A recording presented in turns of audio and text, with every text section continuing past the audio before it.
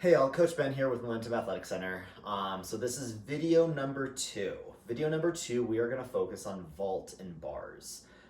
There's definitely a lot of things that you can do at home for both skills. Bars is going to be more oriented in Jess's video just because a lot of what you're going to do for bars at home is very much so strength based, and Coach Jess will be the one going through all those. There's definitely a couple little things, little makeshift at home bars that you can do that I'll show you, but you'll see a lot of that for Coach Jess's video. So for vault and bars, there's definitely a good amount of things you can do. We'll start off with vault. Vault, we want to make sure that we're getting the run perfected. So for your run, we're really focusing on keeping your elbows in, your arms in front, okay? We want your knees to come up and we want you to have these nice, long, fast strides, okay? So we're not wanting elbows out, we're not wanting chin down, we're wanting a nice, good body position, neutral head position, just running forward, okay? You can start off, do a lot of different run types in the yard. You can make this really fun for the kids and make it a race, and see who can get to the tree the fastest, timed races, whatever you want to make it a little bit more fun. There are definitely a lot of options. But what we're really focusing is keeping the elbows in, keeping your head very neutral, eyes looking forward, and those knees coming up for a nice long stride, okay? You can have them do high knees as a warm-up, you can have them do butt kicks as a warm-up, but really focusing on when they're doing these sprints, they're keeping those elbows in, they're having a nice body posture, nice line moving through. After you do a couple runs, I would probably say 10 runs, 10 good runs where they're going probably about a good 10 to 20 yards, and timing them and just seeing if they can get faster and faster and faster.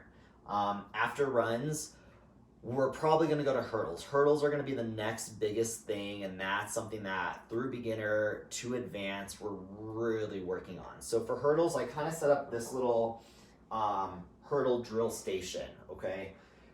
Honestly, all I'm using are gloves, and I'm using a box of lights, but you can use anything. I mean, toilet paper is something you can use. I know that's a little bit scarce these days, but you can have a line of toilet paper right there. You can have a line of Clorox wipes, just depending on how high you want it. We just want something that's a little elevated that you can jump over, okay? So for hurdle, what we want to teach the kids is how to jump onto that springboard. So basically, each glove is going to be where one of my feet are going to stand. So one foot's going to stand by the first glove, the other foot's at the second glove. So we want kind of a lunge aspect. To begin with, we don't have to worry about the arm swing. All I want to see are arms up, okay? And the big goal here is that they're pushing off that front single leg, jumping to both gloves over, jumping over the over this elevated platform to both gloves with feet together, okay? And this is going to be considered the springboard that they're then going to jump onto a mat or to the vault. So that's first and foremost. So honestly, if we can get probably 3 sets of 10 of these where they're consistently doing it, starting in a nice lunge position, arms above the head, they're pushing off of one foot, jumping to 2 legs, and then they can even jump a little bit forward like that, that would be perfect. If we can get that out of consistency, 3 sets of 10, then that means we're probably ready to try and add the arm circle. So when we try and add the arm circle, what I teach my kids is to start with your arms back, okay?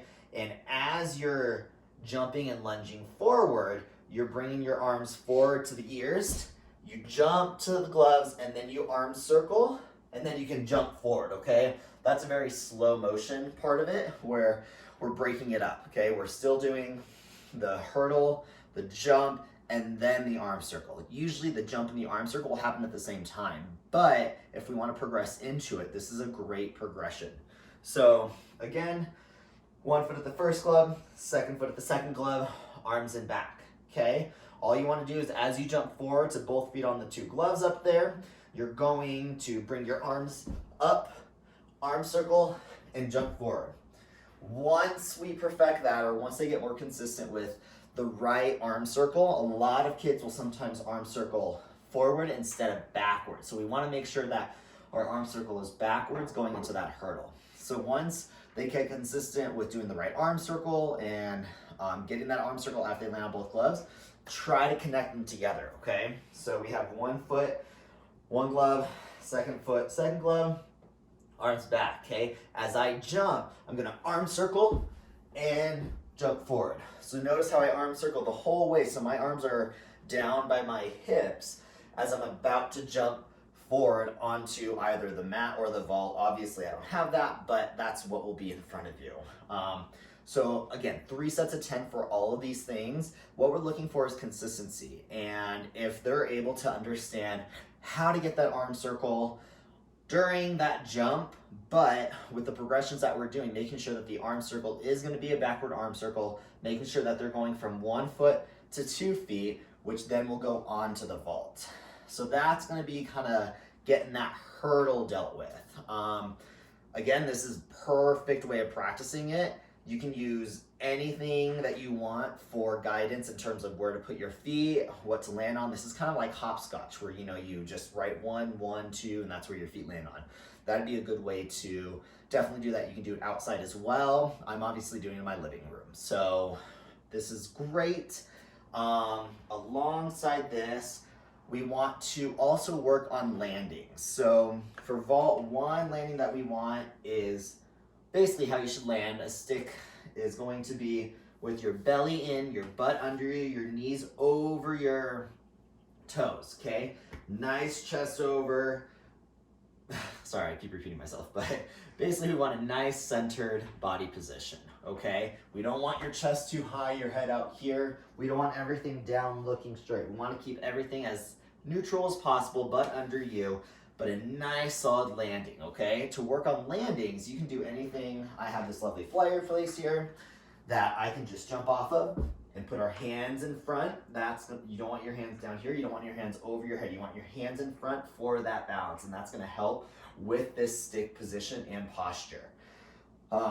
So really working on that, I would say 3 sets of 20 of those, where they're really showing you that they have control over that landing and their body when they land, and that they're not just kind of everywhere. They're not loosey-goosey. We want really tight positions. Tight belly muscles, we want tight booty muscles, and nice bent legs, chin up, arms in front.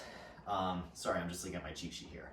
But those are going to be all great things that you guys can do for vaults. Again, from beginner to advanced, that run, that hurdle, the landings, those are all going to be things that we're going to want to keep working on, and that regardless of if you think it's too easy or not, great things to work on as fundamentals that will then get you to those higher skills, those more complex skills. It'll be even better at that point, okay? For those of you who want a little bit more extra work, I know Coach Jess is gonna have some different options for you in terms of shoulder strength, but if you wanna do like handstand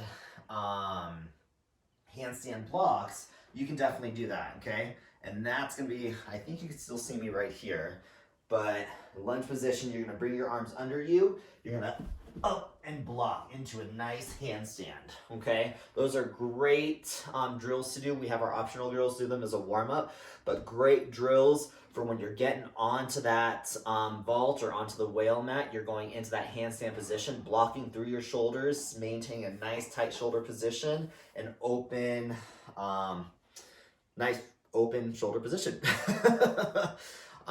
So for vault, that's about all we have for today. Coach Jess and I are going to talk about different things and how we can maybe change things up, take things outside to make things a little bit more complex as these videos progress, as we go on, because we know that, there's a lot to offer you guys, and we just can't offer it all in one video, but we want to try to progress in these videos. So just understand that and know that, even though we may start at some basic skills, we will get to some more complex things as well, but it's all, we want to progress into that. So for bars, again, there's not much you can do. This is going to be more of what Coach Jess is going to go over. However, what's really cool is that you can make your own little kind of makeshift bar area. So this is what I use to hang up my coats in the linen closet. So it's a nice sturdy bar. You could probably use a pretty hardy broom stick as well. especially for those who are those younger kids, littler kids that don't weigh as much as I do.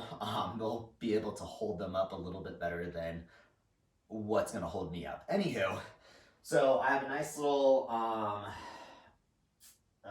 chair right here.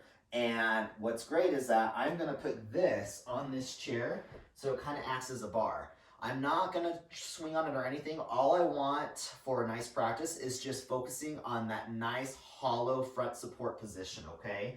So shoulders over the bar. If you can take your feet off the ground, that would be great. All we're focusing on is putting all the pressure on this bar, kind of getting up into a nice hollow, bringing that belly in and showing us a nice front hollow support position on this bar, okay?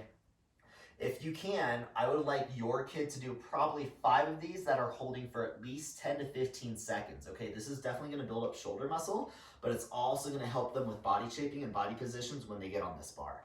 So getting on this bar in a nice front hollow support, this is a great position for your girls to do. And it's a great exercise to do 4 bars. It's something that we will be the basis and fundamentals of everything moving forward on bars. So you can also take a bar like this. Again, you can also take a mop stick or a broomstick, and what you can practice is wrist switch, okay? So your wrists are gonna start over the bar here like this. All I want is to switch them this way. It's a very, very, very simple movement, but this is basically to help for the pullover. When they're bringing their bodies over for the pullover, they're going to have to wrist switch or switch their wrists over the bar, and this is a great tool to do that. You can even put it out here. See how my wrists are over, and then I just switch my wrist over the bar, okay? So it's nice, easy. Well, it does get a little bit, it's not as easy as it may look, but you just switch your wrists right over the bar, and that's exactly the movement that you're gonna need for that pullover. Another thing is you don't need something this long, but if you have it, you have it. Okay, and this is going to be more of a just little body shaping drill for a pullover, but basically you're going to lay on the floor, you're going to have your kid or athletes hold the bar. You're going to bring this bar into a pull position. If you can straighten your legs, I can barely straighten, but straighten your legs, bring it into this pull up position, because that's what we're going to ask for this pullover. You're gonna get into that pull-up position, and then I want you to bring your body over the bar here, okay? And get as far as you can where you can get your hips over to this bar, okay? And basically this just mimics that action that you're gonna want for